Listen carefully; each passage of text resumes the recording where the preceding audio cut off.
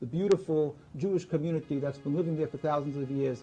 God bless President Ahmadinejad again. God, I wish a good health and also ever success in your life. دنیا بداند که ما همه با هم خواهیم بود.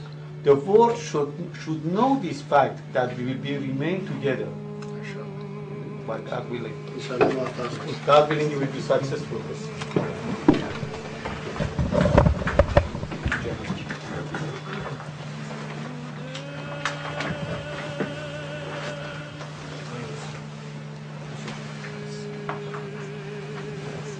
Always a slave. I wish you success. Much success with God's help, inshallah.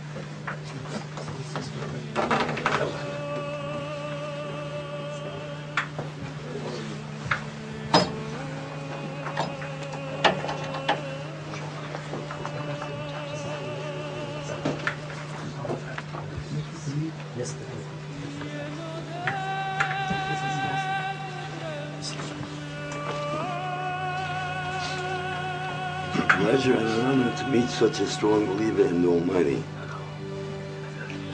Me too.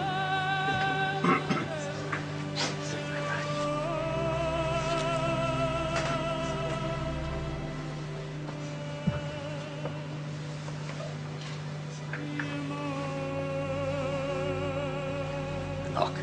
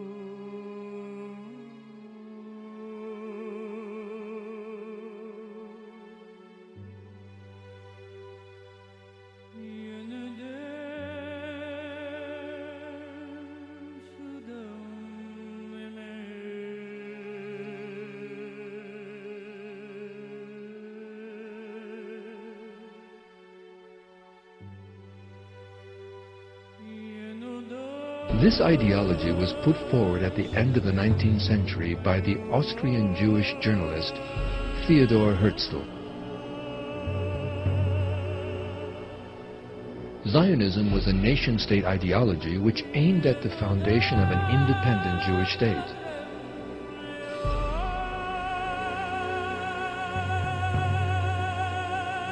The reason for this depended on the colonialist and social Darwinist theories which dominated 19th century Europe.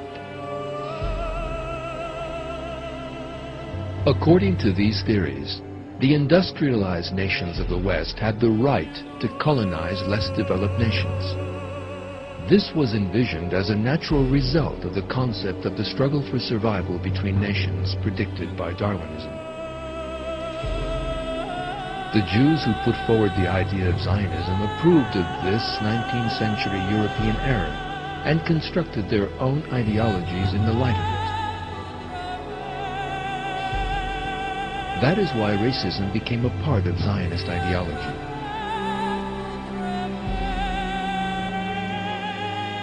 These words by the famous Israeli leader Isaac Shamir about the Palestinian people are an open expression of this racism.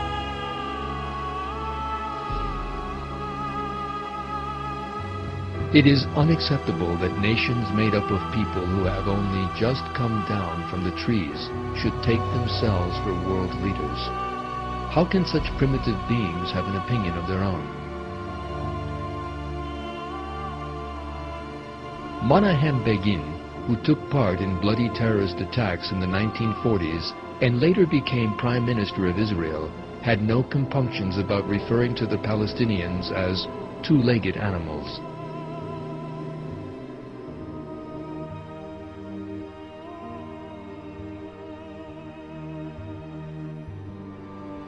Zionists in Germany, who represented the Zionists from Eastern Europe, went to the British War Cabinet, and I'm going to be brief because it's a long story, but I have all the documents to prove any statement that I make if anyone here is curious or doesn't believe what I know possible.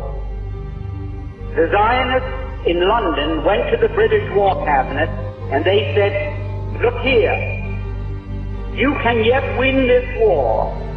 You don't have to give up. You don't have to accept the negotiated peace offered to you now by Germany. You can win this war if the United States will come in as your ally. The United States was not in the war at that time. We were fresh, we were young, we were rich, we were powerful. They told England, we will guarantee to bring the United States into the war as your ally, to fight with you on your side, if you will promise us Palestine after you win the war. In other words, they made this deal. We will get the United States into this war as your ally.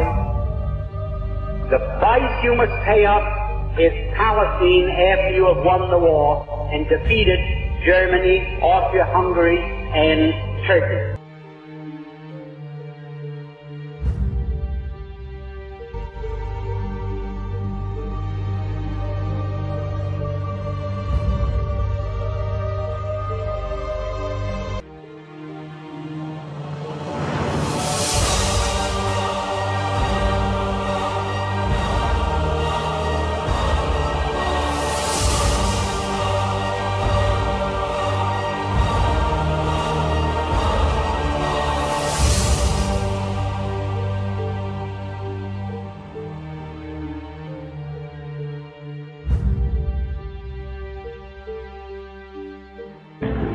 dealt with Hitler's right. While war raged, there were British and American bankers who continued to do business with the Nazis. The BIS channeled investments from the Allied powers into Germany for the expansion of her economy.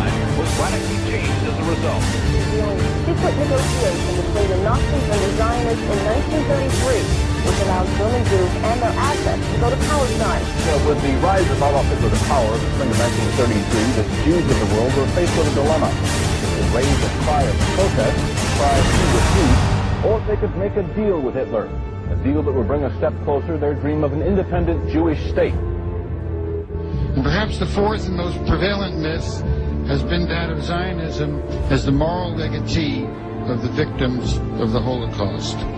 And what is particularly savage in the irony that surrounds this claim is the fact that the Zionist movement and the Zionist leaders itself were the active collaborators with the perpetrators of the Holocaust. They participated in the suppression of Jewish resistance, and they organized a consistent opposition to any escape on the part of European